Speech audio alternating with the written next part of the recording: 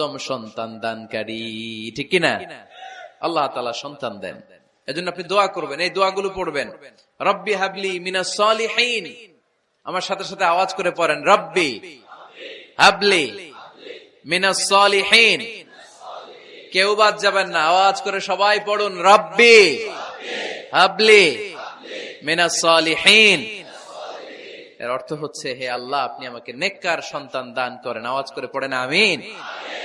নেককার স্ত্রী, নেককার সন্তান আল্লাহর কাছে চাইতে হয় ভাইয়েরা, না চাইলে পাওয়া যায় না।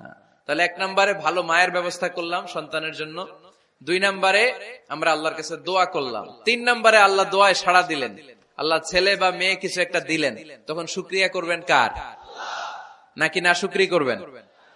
অনেকে ছেলে পছন্দ করে, মেয়ে পছন্দ করে না, আছে না নাই? আলহামদুলিল্লাহ এইখানে এরকম কেউ নাই। এই আছে, তুমি জানলা কেমনে? আমি বাঁচায় দেওয়ার জন্য বললাম নাই, এরপর এরা কয় আছে। যদি কেউ থেকেও থাকে, চেঞ্জ ইউর মাইন্ড, আপনার মাইন্ডটা চেঞ্জ করেন। ছেলে হোক মেয়ে হোক, শুকরিয়া করবেন কার? কারণ পৃথিবীর এই যে বড় বড় বিজ্ঞানীরা মাইক বানাতে পারে, মোবাইল বানাতে পারে, কম্পিউটার বানাতে পারে, রকেট বানাতে পারে, জেট প্লেন বানাতে পারে, হেলিকপ্টার বানাতে পারে, কিন্তু পৃথিবীর সব বিজ্ঞানীরা মিলে একটা বাচ্চা বানাতে পারবে?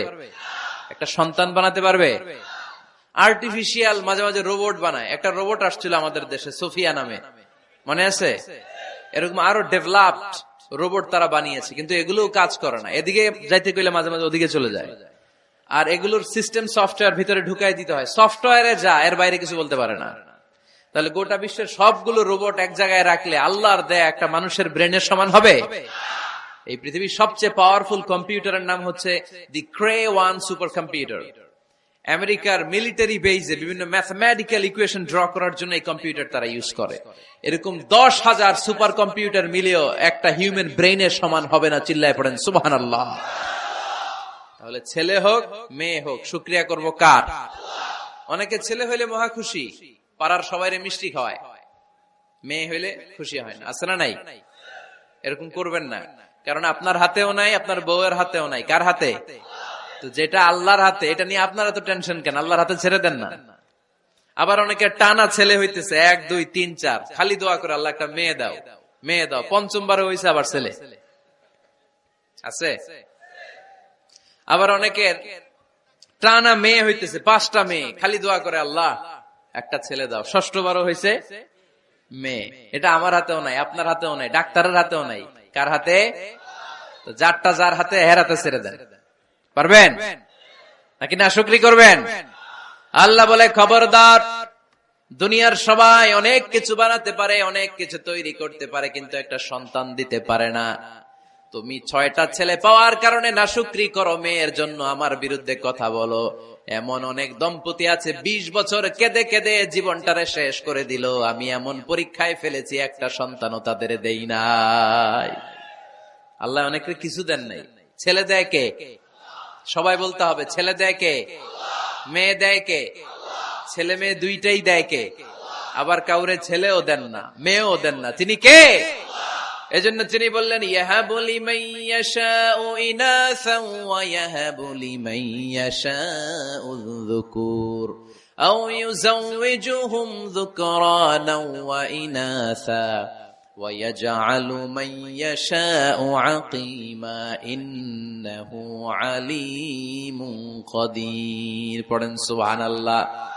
আল্লাহ রেখে বললেন, আমি এমন এক সত্তা, আমি যারে চাই তারে ছেলে দেই, যারে চাই তারে মেয়ে দেই, যারে চাই তারে ছেলেও দেই, মেয়েও দেই।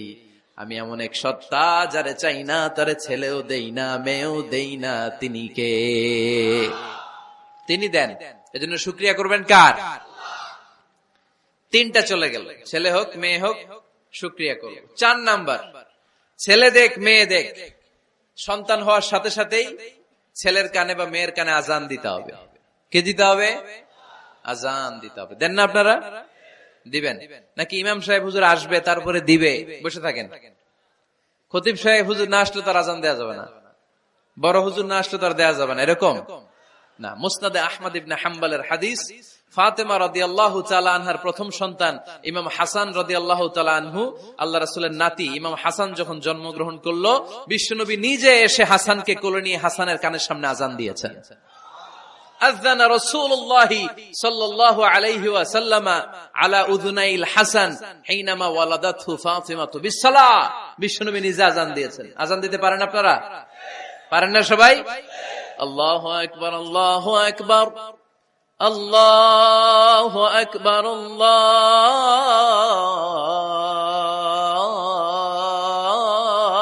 আকবার। পারেন না আযান দিতে? নিজের ছেলের কানের সামনে নিজে আযান দিবেন। যদি নানা হয়ে থাকেন, নানা নাতির কানের সামনে যে নানাই আযান দিবেন, চাচা যে ভাতিজার কানে আযান দিবেন। আযানের জন্য বসে থাকা লাগবে? আমরা প্রত্যেকে আযান পারি কি পারি না? তো কেন আযান দিব বাচ্চার কানে? দুইটা সিগনিফিকেন্স। নাম্বার ওয়ান, যদিও বাচ্চার আমল নামা শুরু হয় নাই, জাস্ট নিউ বর্ন বেবি, এইমাত্র জন্মগ্রহণ করলো, কিন্তু পৃথিবীতে আসার সাথে সাথেই আল্লাহ বলে ওর কানের সামনে আমার তাকবীর দিয়ে ইসলামটা ওর কানের ভিতরে ঢুকায় দাও, ঢুকায় দাও। শুরু থেকেই তাকবীর দিয়ে ইসলামের পরিচয় ওর কানের সামনে দিয়ে দাও। This is the significance number one. Significance number two, এই পৃথিবীতে যখন কেউ আসে, শয়তান যে তার শত্রু এসে ইয়াতানু ফি জামবাই ইবনে আদম, বনি আদমের দুই পা ধরে দুইটা গুতা মারে, আর বাচ্চা ওয়া ওয়া করে কেঁদে ওঠে। বনি আদম পৃথিবীতে আসার সাথে সাথে শয়তান গুতা মারে আর জানান দেয়, তোদের কারণে আমি জাহান্নামী, তোরে সারা জীবন এমন ওয়াসওয়াসা আমি দিতে থাকবো, তোদেরকে জাহান্নামী বানানোর আগ পর্যন্ত আমি ক্ষান্ত হব না। আমি যে দুনিয়াতে ওয়াসওয়াসার জন্য এসেছি, আমার উপস্থিতি, আমার অস্তিত্ব আমি জানান দিলাম। গুতা মারে। তো শয়তানে করবে শয়তানের কাজ, আমরা করব আমাদের কাজ, ঠিক কিনা? শয়তান মারবে গুতো, আর আমরা কি দিব? চিল্লায় বলতে হবে কি দিব? মনে থাকবে, ভুলে যাবেন না তো আবার। নাম্বার টু, তাহনিক করা সুন্নাহ। তাহনিক হচ্ছে খেজুর, কোন আলেম খেজুর একটু চিবিয়ে ওই চিবানো খেজুরটা বাচ্চার ঠোঁটের মধ্যে লাগাই দিবে। আল্লাহ রাসূল সাল্লাল্লাহু আলাইহি ওয়াসাল্লাম বাচ্চাদেরকে এরকম তাহনিক করতেন। যদি খেজুর পাওয়া না যায়, মধু, একটু মধু নিয়ে মুখের মধ্যে লাগাই দিবেন। আধুনিক মেডিকেল সায়েন্স এটাকে খুবই স্বাস্থ্যসম্মত বলেছে, হেলদি। কারণ বাচ্চা যখন দুনিয়াতে আসে, তার নিউট্রিশন চ্যানেলটা মানুষ কেটে দেয়। তার নিউট্রিশন চ্যানেল হচ্ছে তার নাভির সাথে তার মায়ের জরায়ুর একটা কানেকশন। তার মায়ের জরায়ু থেকে সে এনার্জি পেত, নিউট্রিশন পেত। মানুষ যখন এটা কেটে দেয়, তখন তার নিউট্রিশন সাপ্লাই বন্ধ হয়ে যায়, কিন্তু তার এনার্জি খরচ করার প্রবণতা বেড়ে যায়। সে এসে ওয়া ওয়া চিৎকার করে, চিৎকার মারতে তার এনার্জি লাগে। সে হাত পা ছোটাছুটি করে, তার এনার্জি লাগে, কিন্তু এনার্জি নাই, এনার্জি লাইন আমরা কেটে দিছি। তাই ইনস্ট্যান্ট এনার্জি সাপ্লাইয়ের জন্য বিশ্বনবী বলেছেন, তাহনিক করে মুখে মিষ্টি ঢুকায় দাও। সুবহানাল্লাহ পড়বেন না? এখন চিকিৎসা বিজ্ঞানও বলছে, নিউ বর্ন বেবি, নবজাতক বাচ্চার মুখে যদি মধু দেয়া হয় বা খেজুর লাগিয়ে দেয়া হয়, ব্রেইন হ্যামারিং থেকে সে বেঁচে যায়। তার ব্লাড সুগার লো হয়ে যায়, কিন্তু মিষ্টিটা দেওয়ার সাথে সাথে এনার্জি সাপ্লাই হয়। সুবহানাল্লাহ পড়েন। আল্লাহর হাবিব সাল্লাল্লাহু আলাইহি ওয়াসাল্লামের কাছে কোনো বাচ্চা নিয়ে আসলেই বিষ্ণু সাল্লাল্লাহু আলাইহি ওয়াসাল্লাম বলতেন, এই খেজুর নিয়ে আস। কে নিয়ে আসো? খেজুর আনলে একটু চিবিয়ে বাচ্চার মুখে খেজুরের রস ঢুকায় দিতেন। আল্লাহ রাসূল সাল্লাল্লাহু আলাইহি ওয়াসাল্লাম আগে আগে মদিনায় চলে আসলেন। আয়েশা রাদিয়াল্লাহু তাআলা আনহার বড় বোন, আম্মা জান আয়েশার 13 বছরের বড়, আসমা বিনতে আবি বকর, উনি গর্ভ ধারণকারী অবস্থায় মক্কা থেকে মদিনায় হিজরত করে আসলেন। উনি বললেন, আনা মুতিম, আমার পুরো গর্ভধারণ পূর্ণ হয়ে গেল, আমি কোবা এলাকাতে আসার সাথে সাথে আমার সন্তান জন্ম নিল, আব্দুল্লাহ ইবনে জুবাইর। আমি সন্তান পেয়ে মহা খুশি, কারণ মুহাজির সাহাবারা মদিনায় আসার পরে কারো ঘরে সন্তান হয় না। ইহুদিরা বলতে আরম্ভ করলো, আমাদের বদদোয়া লাগছে, এজন্য তোদের ঘরে সন্তান আর হবে না। তো এই জন্য আসমা রাদিয়াল্লাহু তাআলা আনহার সন্তান যখন মদিনাতে প্রথম হলো, মদিনাতে আনন্দের হিল্লোল বইয়ে গেল। উনি ওনার সন্তানকে নিয়ে বিশ্বনবীর কোলে দিলেন। বিশ্বনবী বললেন, এই খেজুর নিয়ে আসো তো। খেজুর নিয়ে আসা হলো। বিশ্বনবী খেজুর চিবিয়ে বিশ্বনবী লালা সহ খেজুরের রস আব্দুল্লাহ ইবনে জুবাইরের মুখে ঢুকায় দিলেন। আসমা আজীবন গর্ব করে বলতেন, ফাকানা আউয়ালু মা দাখালা জাওফাহু রিকু রাসূলিল্লাহ, আমার কলিজার টুকরা জুবাইরের পাকস্থলীতে সর্বপ্রথম ঢুকেছে খেজুর মিশ্রিত আমার নবীজির থুতু। আল্লাহু আকবার।